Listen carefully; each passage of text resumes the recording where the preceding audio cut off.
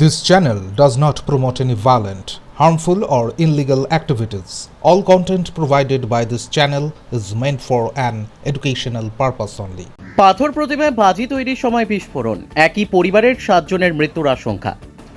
পাথর প্রতিমায় বাজি কারখানায় বিস্ফোরণের জেরে কমপক্ষে 7 জনের মৃত্যুর আশঙ্কা।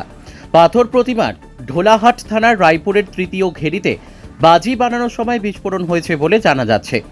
স্থানীয় বাসিন্দাদের বক্তব্য, বাসন্তী পুজো উপলক্ষে ওই ক্ষতিগ্রস্ত বাড়িটিতে বাজি বানানোর কাজ চলছিল।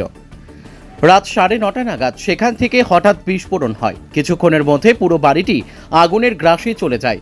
আবার অনেকে বলছেন রান্নার সিলিন্ডার ফেটে দুর্ঘটনা হয়েছে। তবে পাথর প্রতিমার বিধায়ক সমীর কুমার জানার দাবি, বাজি তৈরির সময় হঠাৎ বিস্ফোরণ ঘটেছে, পুরো বাড়িতে আগুন ধরে গিয়েছে, মৃতের সংখ্যা বাড়তে পারে বলে আশঙ্কা।